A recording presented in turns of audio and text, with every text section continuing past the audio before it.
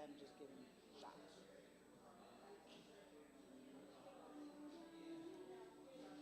It's true. Yeah. So I'm gonna do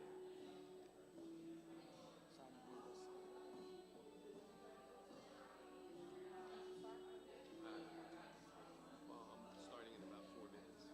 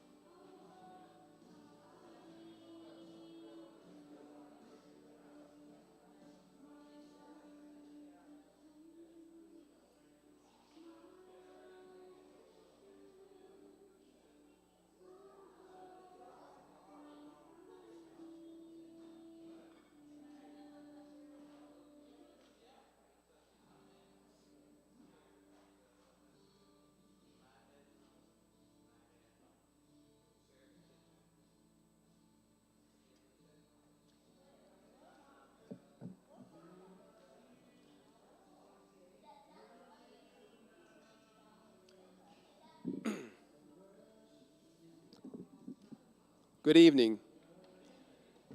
We're going to get started. My name is Darian White, and I would like to officially welcome you to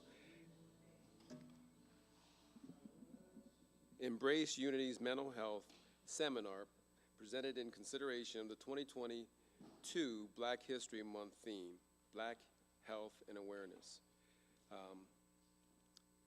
Just to give a little background about Embrace Unity as well. We're considered a group/ministry. We were formed and gathered back in 2020 to begin a process together through some of the social unrest and unhealthy conflict that was taking place in our communities concerning matters of race. As we began to discuss what was happening, we realized the need to refrain these conversations within the contents of the gospel. Out of a desire to understand God's intentions and desire to us to live in fellowship and community with one another, the group has begun a journey. Some of our goals include learning how to have healthy conversations about racial unity and racial injustice as we develop a shared language. We hope to provide opportunities for culturally diverse experiences and create space for gateway partners and our community to engage in activities that will help us pursue living in solidarity. In a nutshell, we're trying to make sure that we reconcile cultures together so that we can actually, when we come in Sunday, that we can actually fellowship together in and out of church. And it's about relationships. So we actually have these types of things and other things, which I'll get to later, that are just to form relationships so that we can actually embrace and also celebrate our differences. Tonight, we're going to be going about trying to delve into many of the mental health issues that face the community of the Black Afro-American culture. So I'm very much interested because I want to learn a little bit more about myself and why I have unique kind of situations and why I do things. You know, I was thinking about mental health and you think about the word, two people or two different scenarios come to me. One was, you know, Elijah. Elijah had a great victory, and then what did he do? He got depressed and ran away. And then you have Nebuchadnezzar, where he was king one day, and then he's eating grass like a cow one day. So you kind of wonder about the dynamics and, you know, what went on. And hopefully tonight, you know, at the end, we'll have a bunch of questions, but some of the questions will be answered by our speaker. Right now, so that we can actually prepare our hearts and our minds, I'm going to ask my friend Matt Baldwin to come up and usher in the Holy Spirit so we can be prepared mentally as well as have our hearts ready to actually prepare, be able to actually listen with our hearts and our minds so that if there's anything that we need to actually do, then we'll be open to it. Let's pray. God, we come before you tonight just with open minds and open hearts, open hands, that you would teach us through people here, through your word, through the Holy Spirit speaking to us. God, we're all at different stages of our journey in life, and just help us, just speak to us where we are, and we pray that what's presented tonight would be honoring to you, but would maybe challenge us.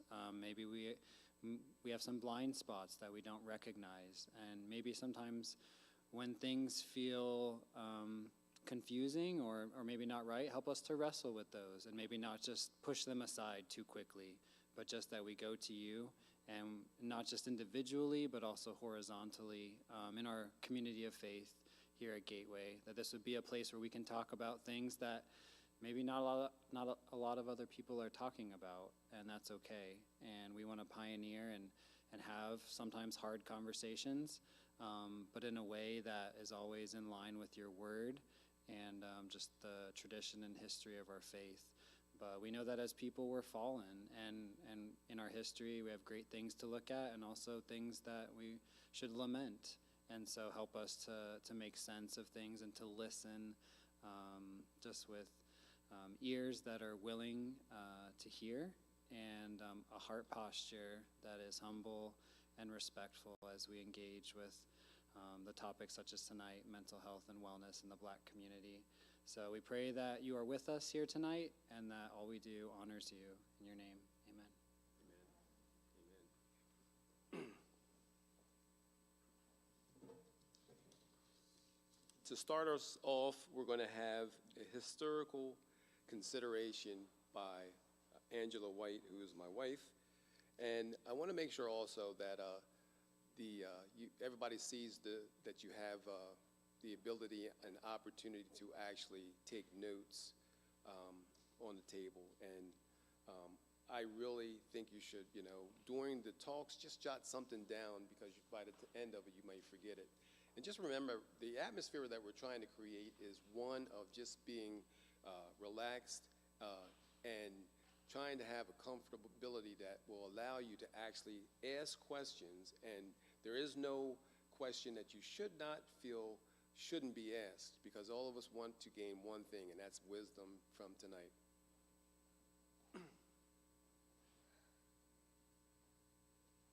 Hello. Okay, so my name is Angela White. As he said, I'm his wife. I'm going to briefly touch on some of the inequities, but first I set up a small, like a 5-minute, it's a 5-minute video of someone kind of talking about what I might elaborate on a little bit about, so we can keep it moving, because it's a lot to take in. So we're going to try to keep it as brief as, I'm going to try to keep it as brief as possible, and then if you have any questions, we will be able to kind of answer a few questions in the moment. So.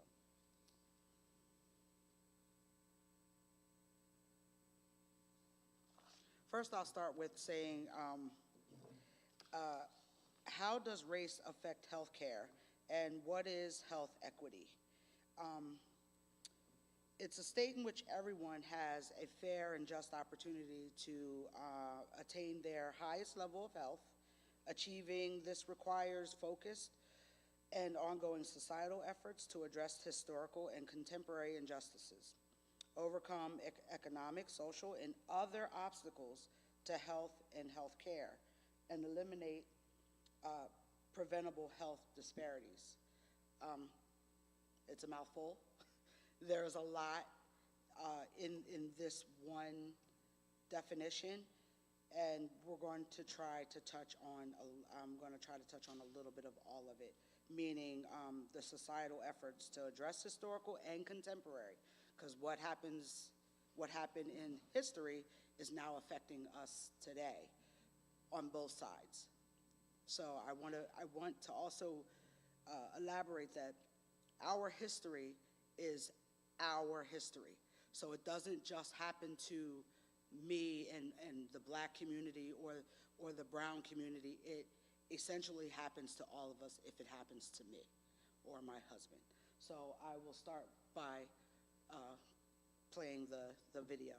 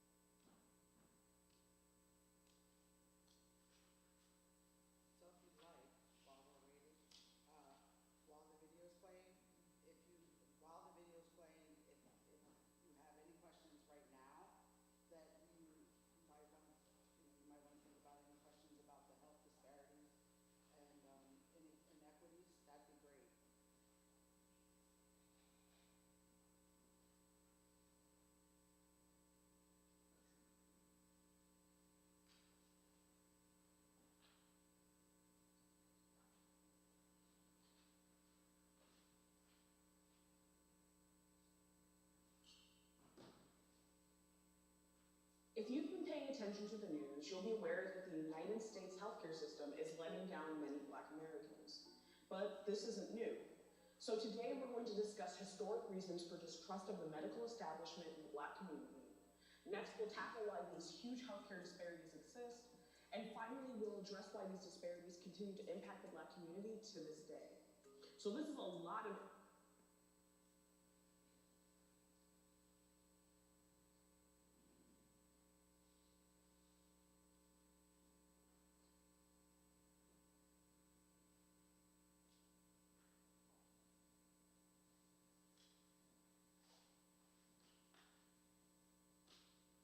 establishment to feel comfortable going to the doctor in the first place. Sadly, there are famous precedents that have caused some members of the Black community to distrust the American medical establishment. That leads us to the Tuskegee syphilis experiments and the research done at Johns Hopkins on Henrietta Lacks' cancer cells. The Tuskegee Study of untreated syphilis in the Negro started in 1932, when there was no treatment for syphilis. Doctors from the U.S. Public Health Service enrolled 600 Black men from Alabama in their study. Most of these men were sharecroppers lured by the promise of free health care. 399 had latent syphilis, 201 formed the control group. Even after penicillin began to be used to treat syphilis in 1947, these health workers only provided their subjects with aspirins, supplements, and placebos. They did not want to cure anyone. Their goal was to track the full progression of the disease. Over time, the men with syphilis became blind, went insane, spread the disease to partners, and passed it on to their kids. In the 1960s, a public health service investigator named Peter Buxton filed a protest questioning the ethics of the study. Despite this, the public health service decided to carry on. Buxton leaked the story to the press, and in 1972, due to public pressure, the agency finally ended it. A year later, Congress gave a $10 million out-of-court settlement to survivors and heirs of those who had died. It also established new guidelines that protected human subjects in government-funded public research projects. The public disclosure of the Tuskegee Study led to an increase in the mistrust of the public health service and more broadly the American medical community. In 2016, Marcella Alston of the Stanford Medical School and Mary Ann Wanamaker of the University of Tennessee tried to quantify how the experiment actually influenced health outcomes in the Black community. The researchers argue that the disclosure of the study led to fewer outpatient and inpatient physician interactions for older Black men. Their estimates suggest that life expectancy at age 45 for Black men fell by up to 1.5 years in response to the disclosure. As the Atlantic magazine reporter Van R. Newkirk II maintains, the Tuskegee Study was not a singular event that was reported and processed immediately, but a generational scarring that defined a decade of Black history. Another generational scarring took place with the disclosure of how Henrietta Lacks, a Black woman with cervical cancer, was treated at Johns Hopkins University. Lacks died in 1951 at the age of 31, leaving behind a husband and 5 children. Her tumor cells, named HeLa cells, were used by researchers without the knowledge or consent of Lacks or her family. Although the medicines developed from this research made millions for private companies, Lacks' family received no financial benefit. These cases, which show examples of systematic abuse within the Black community by the medical establishment, aren't as unusual for that time period as we may at first assume. During the century following the Civil War, Jim Crow laws made racial segregation legal. These laws denied African Americans the right to vote, made it difficult for them to obtain certain kinds of employment, and created obstacles to benefits from certain educational opportunities. For more on the history of Jim Crow laws, check out our episode, The Racist Origins of U.S. Law, right here on our channel. During the Jim Crow era, white doctors could refuse to treat Black people, and in some states, white nurses were legally forbidden from taking care of Black men.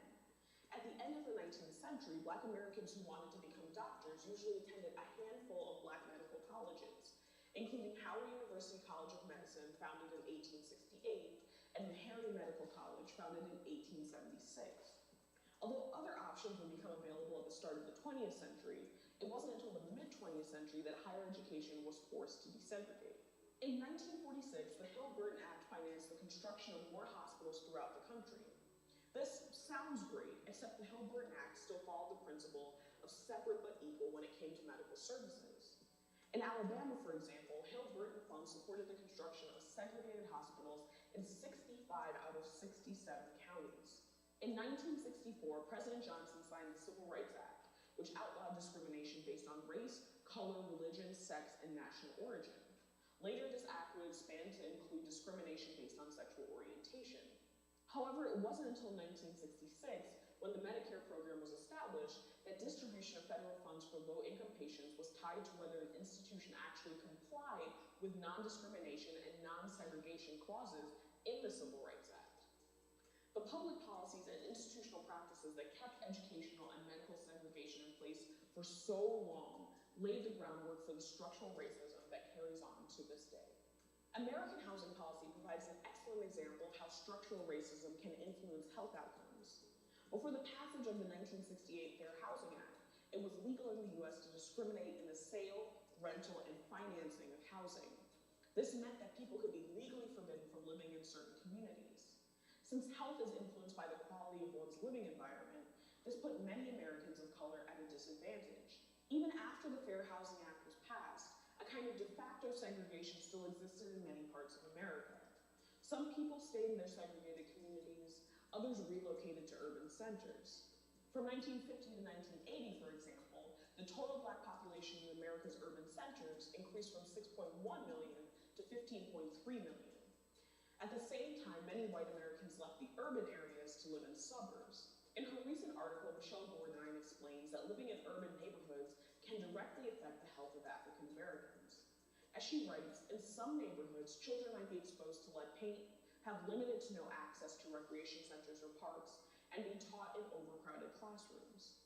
These environmental factors can influence physical and mental health. So far, I've discussed some of the reasons that there are disparities in health outcomes, but how are these disparities tracked today? One way is via pregnancy and childbirth statistics. In September 2019, researchers from the Centers for Disease Control found that Black, American Indian, and Alaska Native women are 2 to 3 times more likely to die from pregnancy-related causes than white women. More specific to the African American community, the pregnancy-related mortality ratio for Black women who had earned at least a college degree was 5.2 times that of their white counterparts. Here's another terrible statistic. According to the U.S. Department of Health and Human Services, African American infants are 2.3 times as likely to die as those born to non-Hispanic white mothers. This trend is consistent despite the mother's educational level and socioeconomic status, according to Christina Novoa and Jamila Taylor.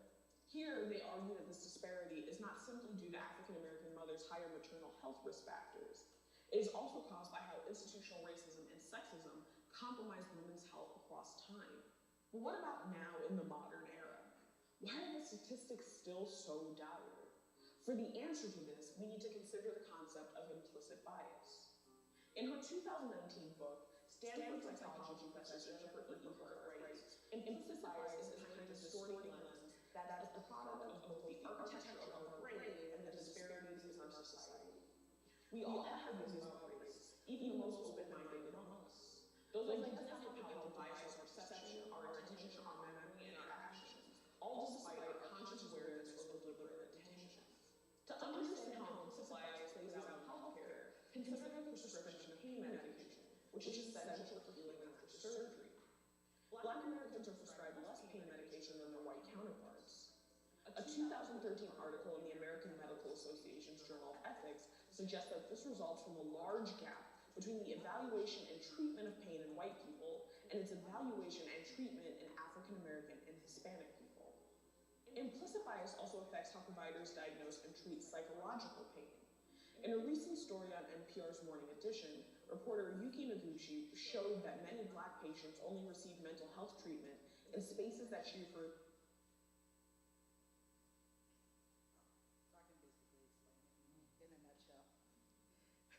So in a nutshell, there's a couple of things happening.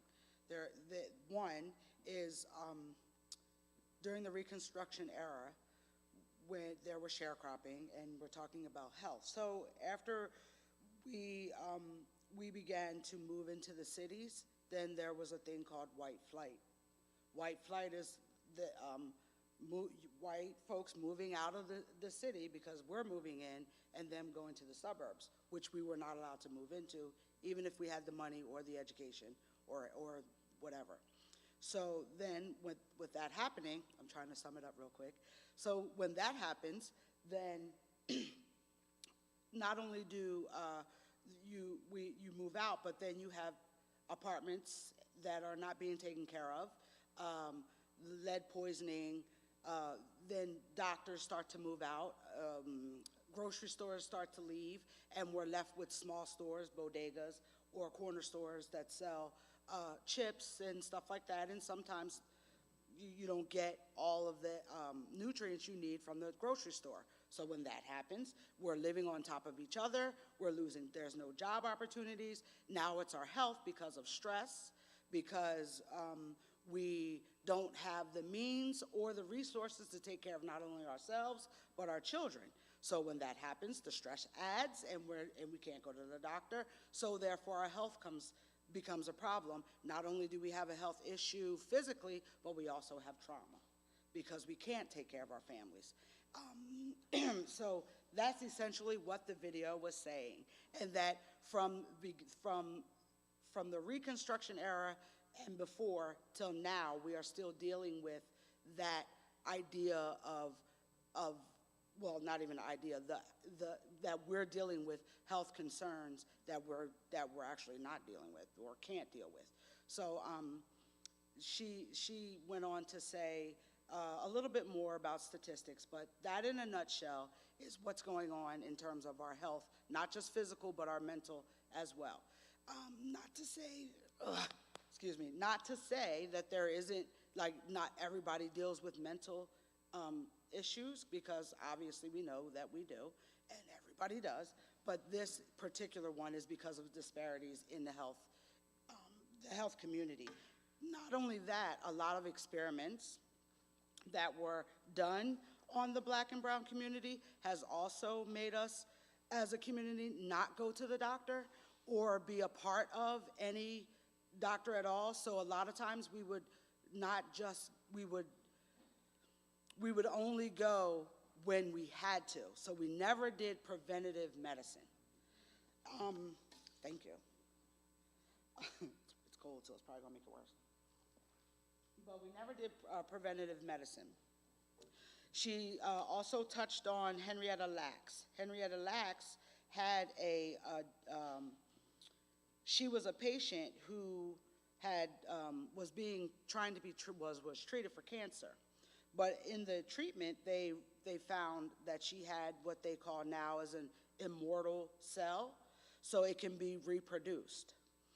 Not a lot of people have this cell, so two things happened. They didn't tell her that they were also extracting that cell along with her cancer, and then when they started to reproduce her cells, her family wasn't compensated, and she died by the time she was 60, and they made millions off of it. And they did it without any consent, which is why now we have consent forms and HIPAA. That is part of the reason why we do have that. And then there was the Tuskegee experiment. Tuskegee experiment was, I'm sure it's well known, it went on for, I believe, 30 years. And there were there were sharecroppers. If you're not sure what sharecroppers were like a step above being enslaved, because if they couldn't leave their plantation, the law, like not the law, but the agreement was that if you work our land, we will pay you to work it, and then you can maybe buy some of the land. Sometimes it happened, sometimes it didn't. But the sharecroppers contracted syphilis, and so they decided to see what syphilis would do to the human body. So they didn't treat them. They took about 600 men, and they gave placebos or ibuprofen, like they said, for them, and they watched them essentially die. And it went on for 30 years. So 1975, I believe, is when Mr. Buxton, Dr. Buxton, blew it up. He basically, radiation and chemo is a part of sometimes cancer, helping with getting rid of cancer. But what they decided to do from 1960 to 1971, the year I was born, Dr. Eugene Sanger, a radiologist of the University of Cincinnati, led an experiment exposing 88 patients with cancer, poor and black, to whole body radiation. By this time, the use of whole body treatment had already been discredited at cancer treatment patients. But then they turned it into, well, I wonder if there was a war, how our bodies would deal with the radiation after a nuclear war, bomb, and being exposed to radiation. So they took it a step further. The government then again gave them money to do this research. And it wasn't just blacks, but 60% of the experiment was done on blacks. If it wasn't done on black people, then it was done on the disabled. And so they watched how this radiation how being exposed in this of a period of an hour to the equivalent of 20,000 x-rays worth of radiation.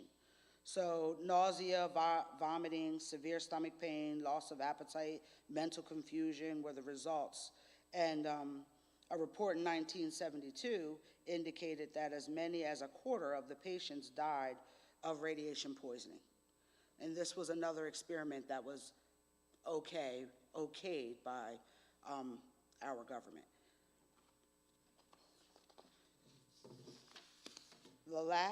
My last slide, I believe, is about racial eugenics. And this is the sterilization of black and indigenous people. So from the 1920s to the 1970s, thousands of poor Southern black women were sterilized without their knowledge or consent. And it happened when they would come in for a procedure or just to be checked out. And most states abandoned this program after World War II, but sterilization increased in Virginia, Georgia, North Carolina, South Carolina, and it was coinciding with the growing black political power, which was, at the time, that was, I believe, it was mandatory integration. And the civil rights movement, some states continued to sterilize into the 70s. So again, I was born in 71. My mom was born in 1940.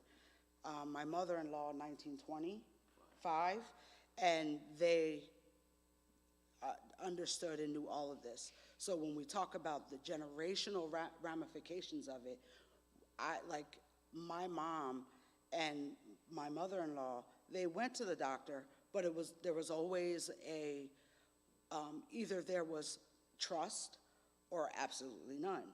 So a lot of times we were kind of subconsciously taught that you go to the doctor if you need to. And we have to, and by that time, some are in stage 4 cancer, some are, there are a lot of things going on. We're trying, now, it seems to be getting better, but understand that medically, they're now getting rid of books that are teaching doctors and nurses that we have a threshold of pain, and it's no different. And we're talking about 2022, and just 2 years ago, they were talking about getting rid of certain books that are teaching our doctors and nurses that we have certain pains of threshold. This all adds to what we deal with now in 2022. I personally have had gone into doctors' offices and always wondered, do they care enough to check deeper? And even when I say my pain is at a 6, do they look at me and say it's probably a 3?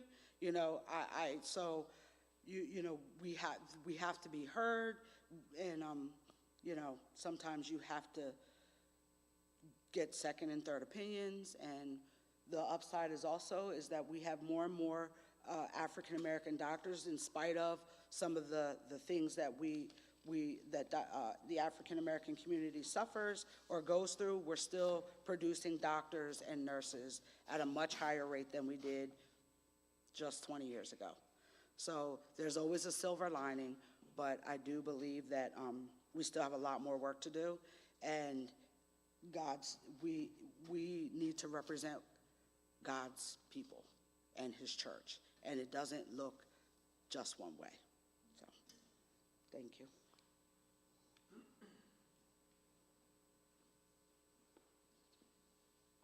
Wow, it was a lot.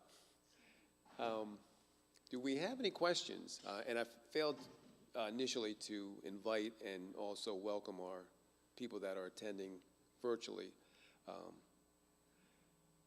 That was a lot. I know personally for myself growing up, and even a little bit today, I was always taught, you know, hey, don't wait until your oil check light is on, you know. So for my car, I'm like, all right.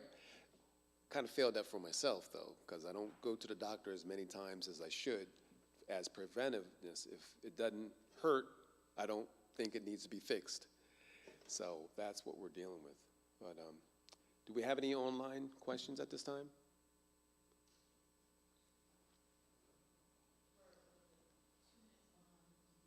Okay. He says it just doesn't look one way. Your last statement. What do you mean by that? It just doesn't look one way. In terms of how we take care of ourselves? I didn't know what you meant. I did. What did I say before that? Yes, it's not, God's church is not supposed to look just like you. His church is supposed to look like me, you, and a whole bunch of other people. But we cannot come to that until we come to the realization that we all are coming with something, good, bad, and ugly. So it's important that we, one, love each other unconditionally and hear each other. When we say, I'm hurting, it can't, just because it makes you feel uncomfortable, doesn't mean that it's not happening. Thank you.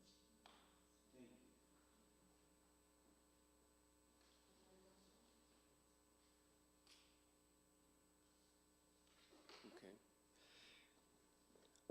Our next speaker is one of Gateway's own. And I could bore you with, you know, all the things that go behind his name, but you know what, you can Google it after the seminar, I'm sure.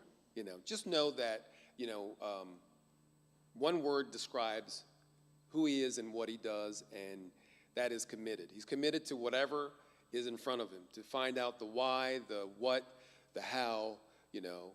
And since he's a member and since he's a family member, you know, we're trying to create a situation here where everybody feels comfortable enough, not only to listen to what he has to present and the gifts that God has given him to present tonight, but also for us to ask questions, you know, again, hard questions, difficult questions, or ones that make you feel a little bit, you know, uncomfortable. You know, I know that I'm going to sit down and ask, you know, myself some personal questions that I can actually ask at the end as well. Ladies and gentlemen, I present to you Mr. Todd Henley.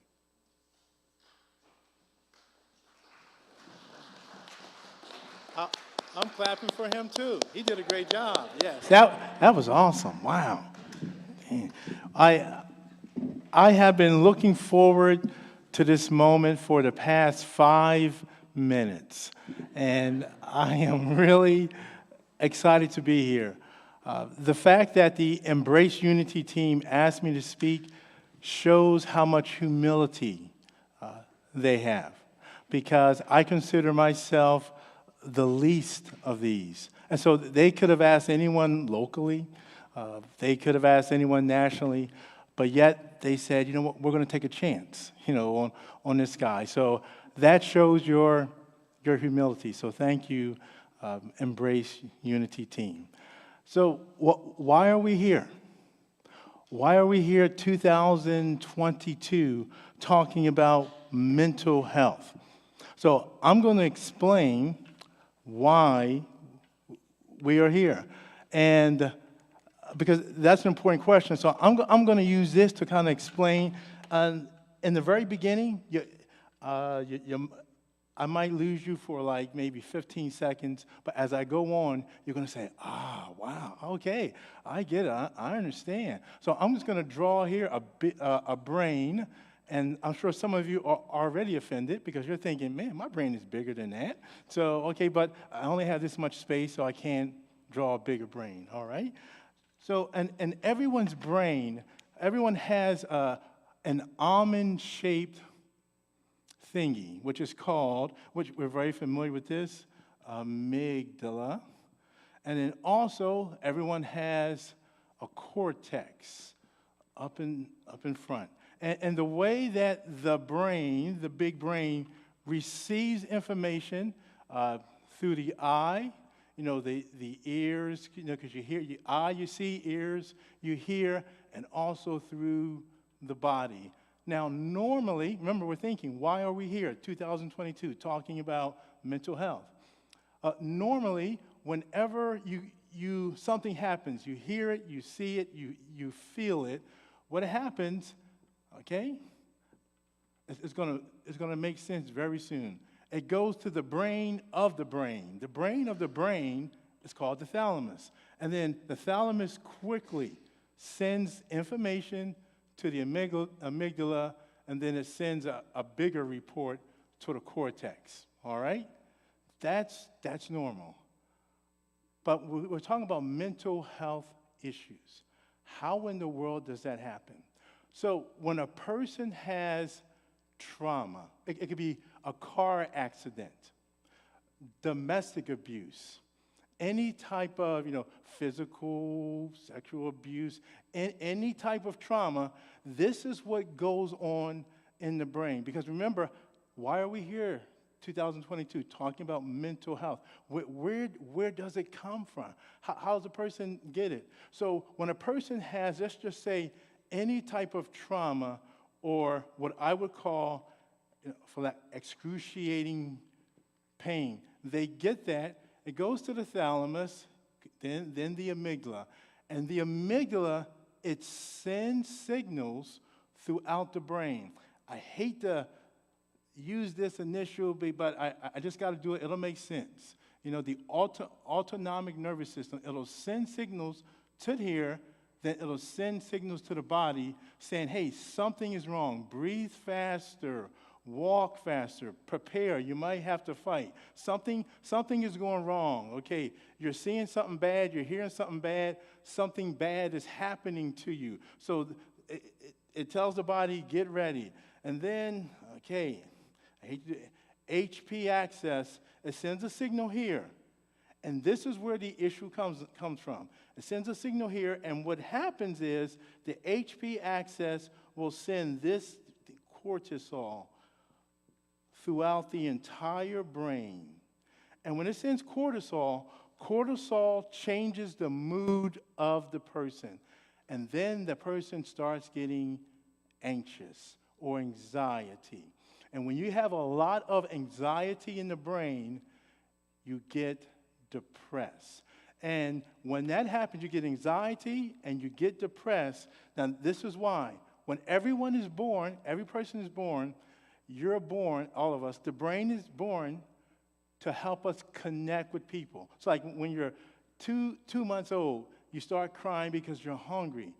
You're crying because you're hungry, but you're also crying because you want to connect. So you're hoping that somebody will also not just feed you, but pick you up and hold you close because you want to connect. Because that's why God created the brain, to help us connect.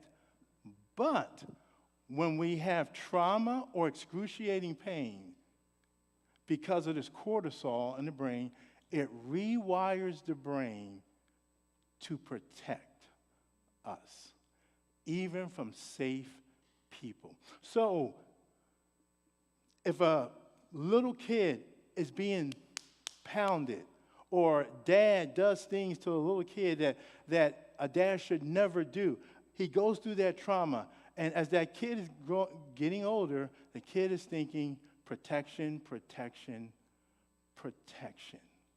And so what happens?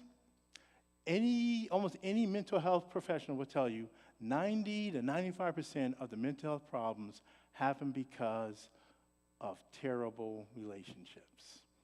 Yep. Or sometimes adding include aunts and uncles too, but that's why. So this is why we're here. Now, not only trauma causes mental health, I mean, it could be an accident. Yep, it could be a car accident, messing up the cortex, and a person can't think correctly. But whatever, anxiety, depression, OCD, you name it. Sometimes it comes because of birth, and a lot because of, as we're soon going to see, genetics. And we're going to kind of come back to this a little later on here. So we have these mental health issues. All communities have mental health problems, like communities like the Asian community, the Irish community, the African American community, the Russian community. All communities have mental health problems. And guess what? Every single community, the Russian, Asian, African American community, they all deal with them differently. Every last one of them. And we Americans, not American, all of us are not good at dealing with mental health issues, especially when it happens to little kids. Because now think about it, because a little kid doesn't know that they need help. A little kid doesn't know that they need a counselor or a therapist. They just don't know. And usually mom and dad don't realize that, boy, this is pretty bad. This is going to really scar them.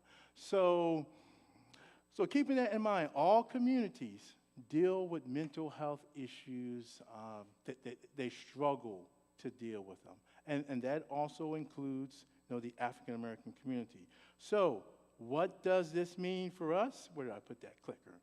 Okay. This is what it means for us. I'm sure many of you have seen these two statues, Abraham Lincoln, Martin Luther King statue.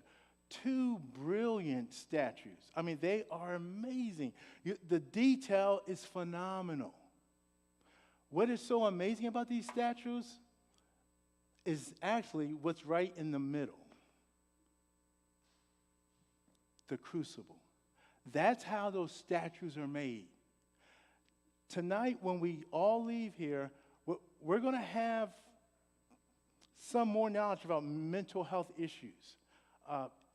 Angela, she was like the main dish. I'm like the dessert that's been sitting in the refrigerator since last Christmas. And we got to pull it out and hopefully maybe eat it or throw it away. So thank you for that main dish, dear sister. But what I want us to leave with is not just your mental health and get some more knowledge, but something maybe even more important than that, how to be a crucible. Now, what is a crucible?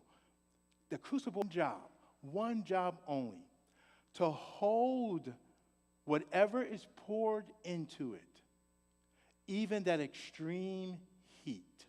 That's the job of a crucible. That's all it does. That's how those statues are made. They pour that extreme heat into the crucible. That's his job.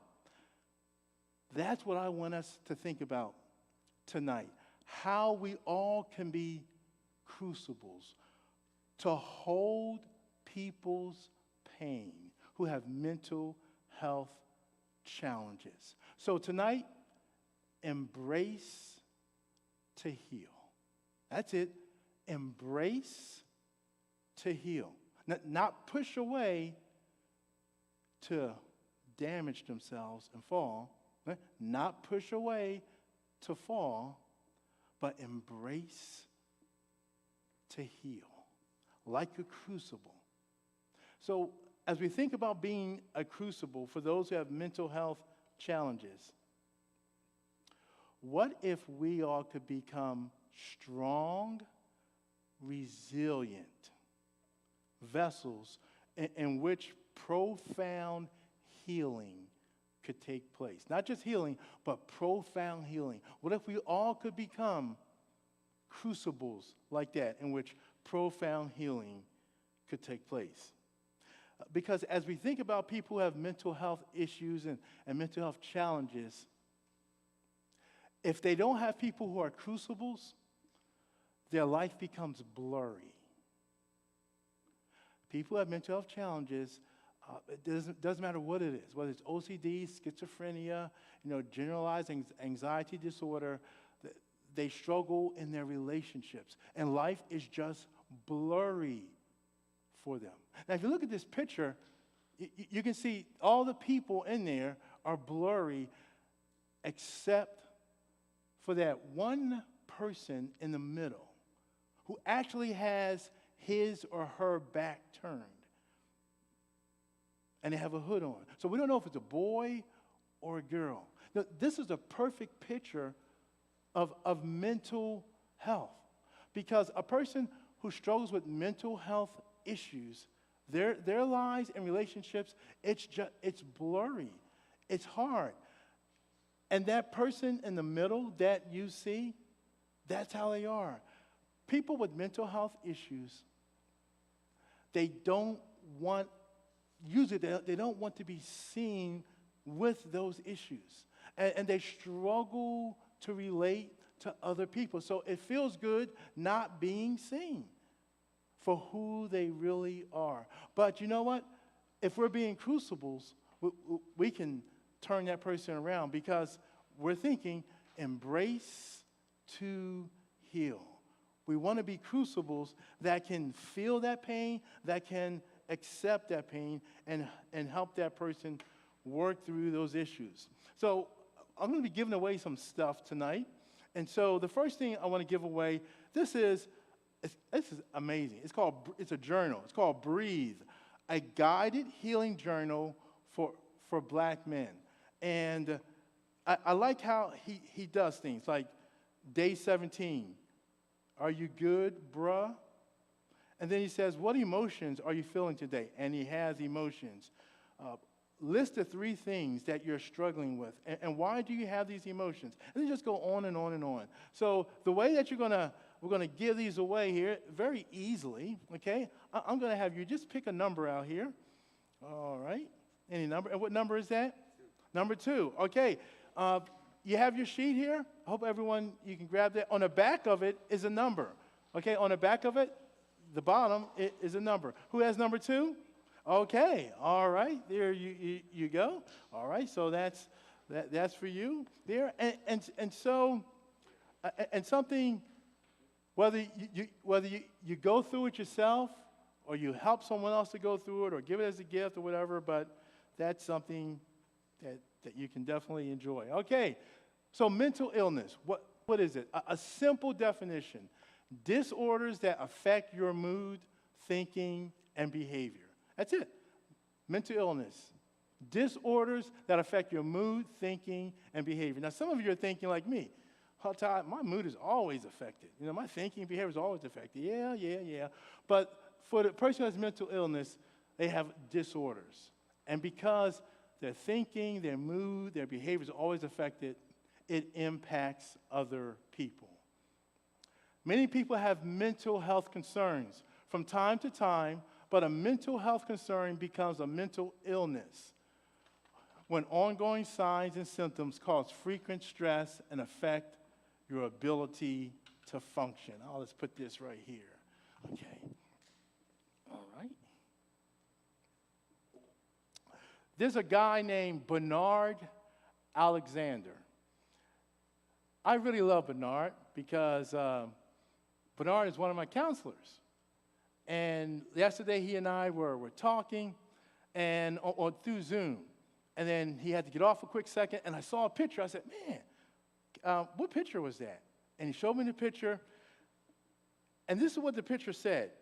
Now, he said it was an African proverb. I was thinking, that's probably not an African proverb. I'm sure you made that up because you're pretty wise. And this is what he said the African proverb was. A wise man never knows all. Only a fool knows everything. There are people with mental health challenges. They know everything. They really do think that they know everything. And they won't take advice. You can try and give them advice, but they just won't take it. People like that, we need to embrace to heal. Is able to hold heat. A crucible is able to say, man, you're never wrong. I need to hold that pain. I need to embrace that pain. That's what I believe God wants us to be, crucibles. Embrace to heal. So as we go on here, thinking about the mental health challenges, here in Chester County, here are the common mental health challenges here in Chester County. Now, if any of you are thinking, now wait a minute, Todd, you're wrong. My mental health challenge is not up there. Okay, I'm sorry. Just means you're special. It's okay. These are what we're finding here.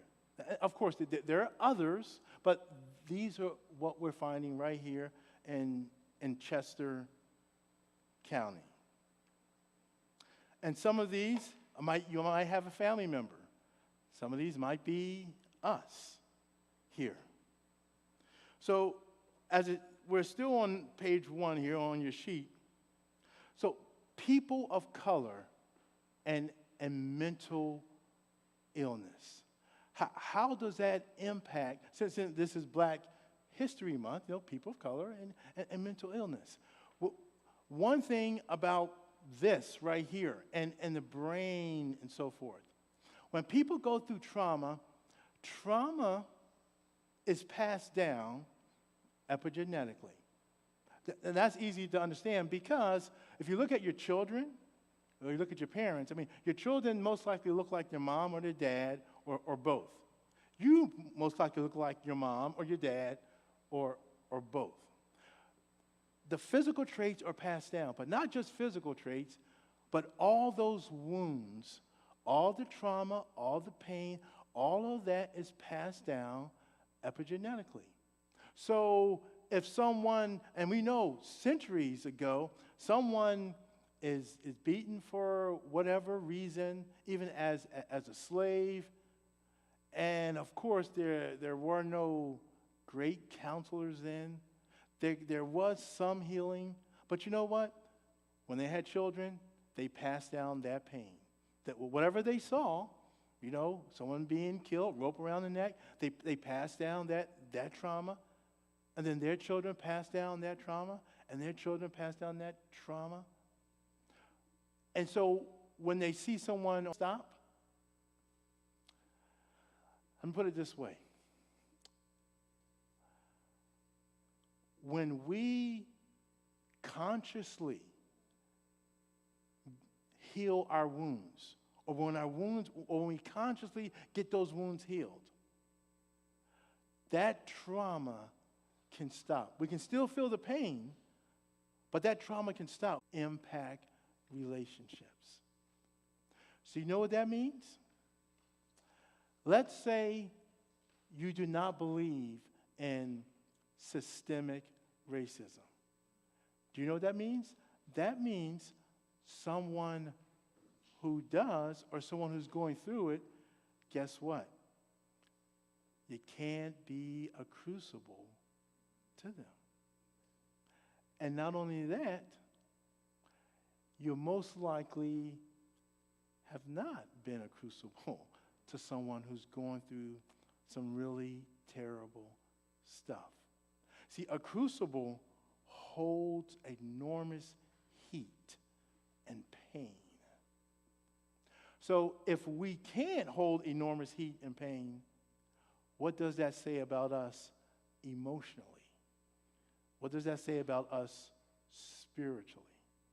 It's very important to be able to hold people's pain, because what's the goal? Embrace to heal. Embrace. So how well are we at embracing others to help them to heal? So on your sheet, page 1, and this is page 1 and 2, and part of 3, we're not even going to go over, but these are just statistics for you. Africans are more likely than Caucasian Americans to suffer from complications of chronic disease. All right? With that in mind, it's time for another give. This is spiritual self-care for Black women. And my wife and one of my daughters are going through this together. And this is Excellent. Okay, so where is my bucket? Okay. Man, you're pretty good looking there. You must have a great father. How about if you put, no, I'm serious. He must have. Yeah, okay. All right, number 3. Who's number 3? You can look on the back of your paper there. Number 3. Oh, okay. You know what? Let me see. Yep, that is number 3. How about if you, we pull another one, okay? Yeah, you're a very beautiful young lady. Okay. Okay. And what is your number? 6. Number 6, I guess, not 9. Who has number 6? Me. Okay, you do, all right? All right, since you're so used to going through all this, you pick another number. All right. 1. Number 1. You? Okay, there you go. All right. Okay. You deserve it. Okay, all right. Excellent. We gotta do this to these numbers here. Okay. So number 3 on page 2, African Americans have higher death rates from chronic disease than Caucasian Americans. And number 4, African Americans have a shorter lifespan than Caucasians. Now, all that information there, thank my wife for getting that for me. That's from Reclaiming Our Health. Excellent book there, as you can see, pages 5 and 6. That's where all that information has come from. So our goal is, as we think about mental health, remember, embrace to heal. How can we be a crucible? And think about the things that bother you the most. There's a reason that they bother you the most. And it's not really, maybe it's not really them, but it says a whole lot about us. And maybe there are some issues that we need to deal with, right? Come on. I'm sure you agree with that, all right? So how about what's going on for our youth? Our youth, nationwide there on page 3, factors that can shape the mental health of young people. Now, I like how they said can, because when they presented this at their conference, they said these do. And so I would agree with that. Yeah, they definitely can. Here are the factors: society, environment, community, family, and individual. How does society shape mental health? Social and economic inequalities, which we heard during our main dish time with Angela. Discrimination, racism, migration, media, and technology. Popular culture, government policies. This is how society shapes mental health. How does the environment do it? Neighborhood safety, access to green spaces, healthy food, housing, healthcare, pollution, natural disasters, climate change. How does a community shape mental health? Relationships with peers, teachers, and mentors, faith community, school climate, academic pressure, community support. How does the family do it? Relationships with parents, caregivers, and siblings, family mental health, financial stability, domestic violence, trauma. Individual, age, genetics, race, ethnicity, gender, sexual orientation, disability, beliefs, knowledge, attitudes, coping skills. So important. Something that from time to time, I ask my kids, okay, guys, tell me, where do you think I'm messing up with you? Where do you think I'm failing you?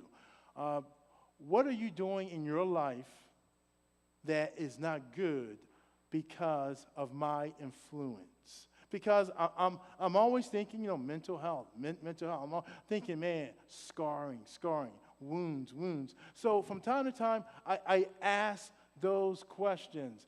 And there are times, this thing is beating fast. I'm thinking, what are they going to say? But I know whatever is said, if it's not good, it is good, because then we can talk, we can process, we can work through it, and hopefully help them to be emotionally stable. I think it's important for all of us to embrace, to heal. And there are people, I believe, that God has around us that he wants us to embrace, to heal. I'm on the board at the Chester County Suicide Prevention Task Force, and 3 weeks ago we had a meeting. And so page 4 for you. And so 3 weeks ago we discussed these statistics for suicide, Chester County versus national statistics. As you can see on your sheet there, we are a county that is below the national average. Of course, not all counties in America are below the national average, but we are. That's U.S. rate per 100,000 and Chester County rate per 100,000. Also, here, which was still kind of encouraging, Chester County statistics on suicide deaths. We have been going down since 2017. Now, in our board meeting 3 weeks ago, this is what we talked about. Suicide rate in Chester County going down among adults. Among teenagers, it's going up.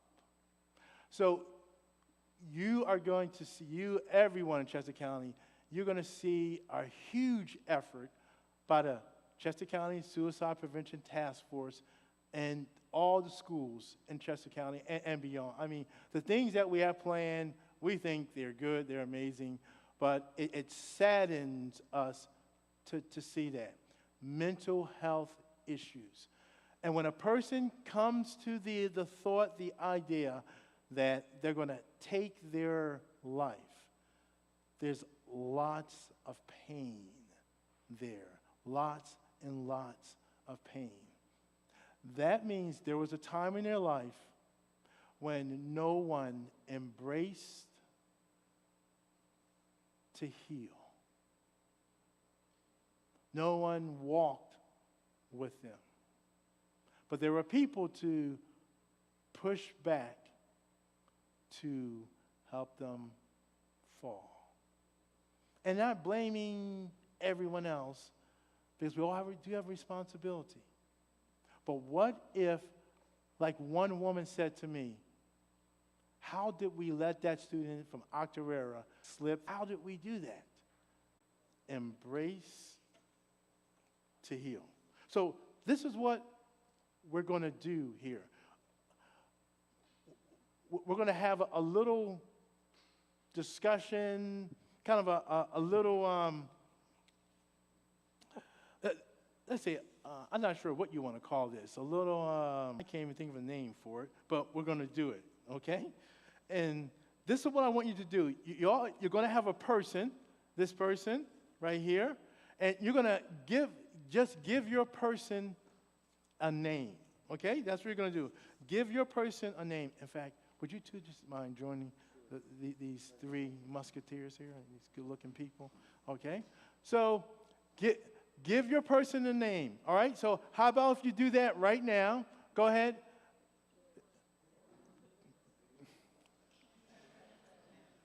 Say his name is, and when you pass your person around, you are going to say one negative thing about that person and then rip off a piece of him. Like, Billy Bob, you smell bad, okay? And just rip off and just keep passing your person around. But you say one negative thing about Billy Bob. You know, Billy Bob, you are ugly, okay?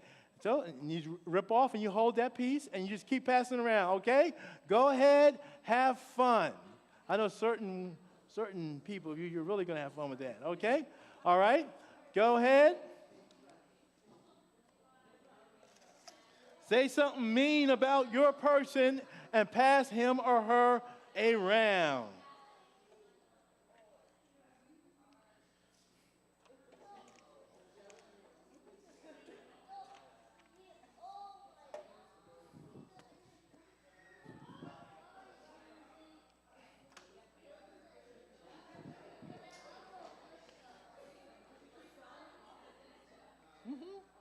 Just keep going. Keep going.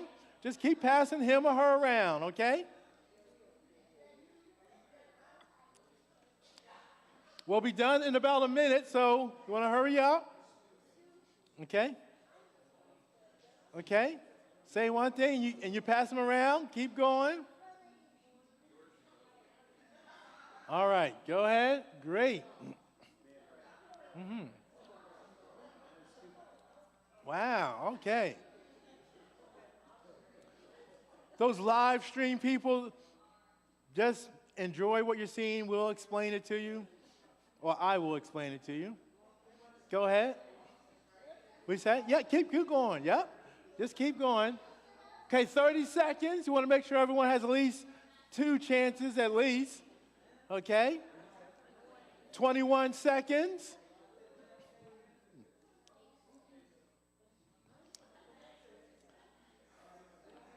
Let's go. Keep passing your wonderful person around. Okay. Are you stuck? Go ahead. Yeah, I'm stuck. Okay.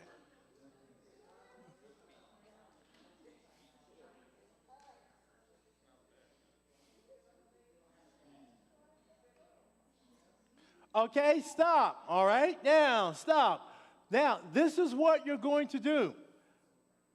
You all have pieces of your person. You're going to, of course, keep those pieces. Now, what you're going to do, you're going to compliment your person. You're going to say, whatever, you're going to say the person's name, and you're going to compliment him or her. And as you compliment him or her, with your one piece, then you're going to put him or her back together. And then you're going to continue to pass him or her around, okay? Until he or she is back together again. Go ahead and have some fun. Yep. One at a time. You compliment, and then you pass. You compliment, and then you pass.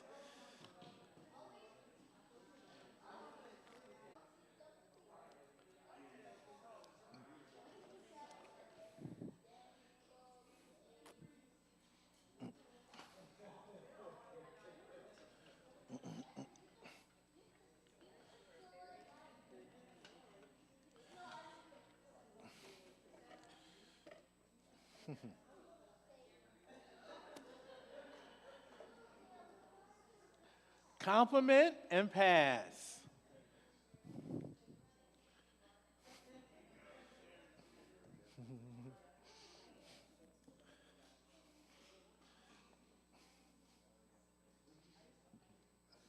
Compliment and pass.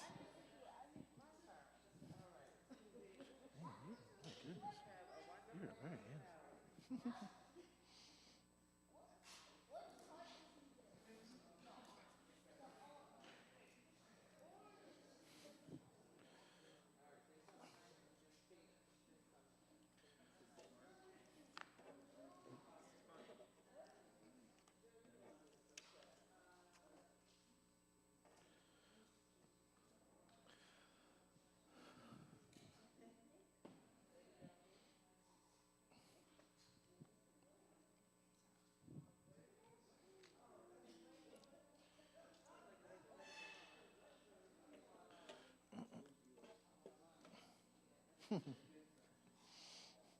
'Compliment and pass, like we all do at home.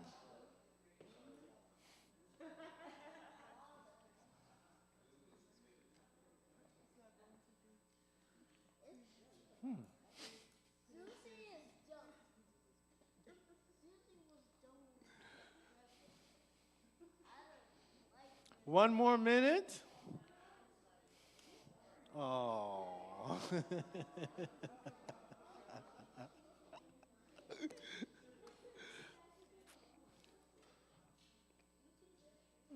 Interesting.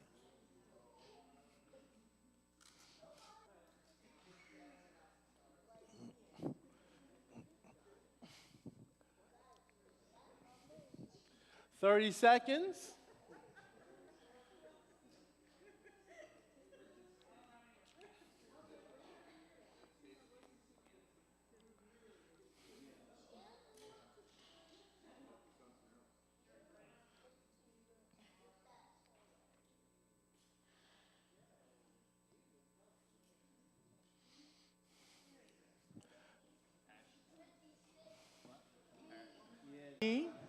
Okay, thank you. Now you can just put it on the stage. That's good. Okay. Oh, no, not at all.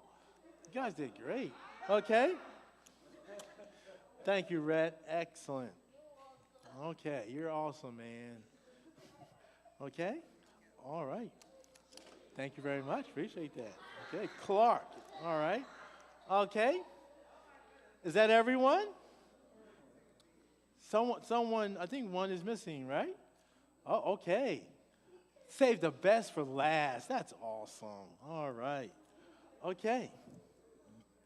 Okay. Before we talk about this, we have a gift to give out, if you can. All right. And what number is it? Number 20. Who has number 20? Okay. Since we are talking about people of color, we have some M&Ms, colored M&Ms. Okay. There you go, man. You deserve it. You're welcome. Okay. Excellent. All right. Let's take a look at these people. We've been learning about pain, mental health, trauma, so forth. How can this help us to understand mental health issues? How can this help? What we did, how can it help us to understand mental health issues?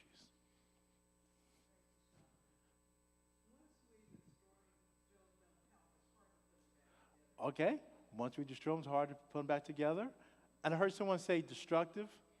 Ooh, okay, destructive. Destructive in what way?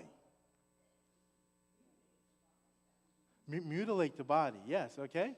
All right, it's interesting because you never see the inside of a person. But, yep, okay, yes, dear Matt.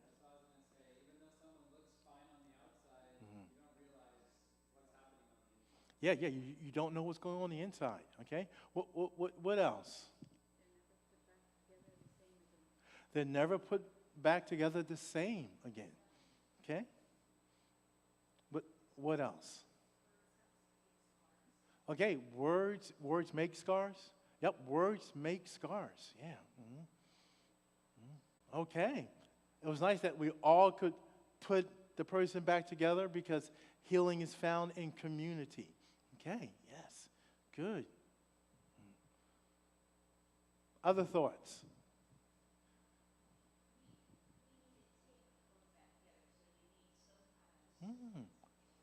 Wow. Wow, I like that. You need an outside source to help put them back together. I can think of a really good outside source. Really, really good. Man, can't we all think of a great outside source? Wow. Other comments?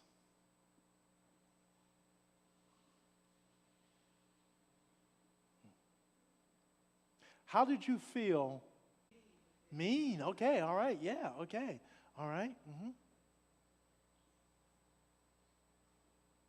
What did you say again?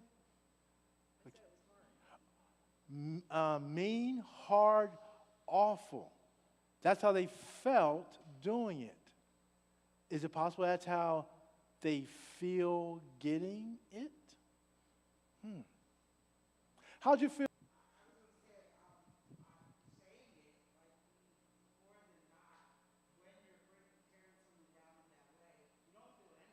Okay. Ooh. Okay.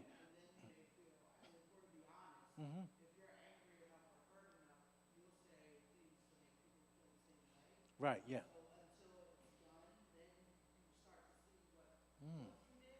Wow. Okay. Until it's done, you don't see what you did. Wow. Other comments? What do you see here? Yeah. What do you see here?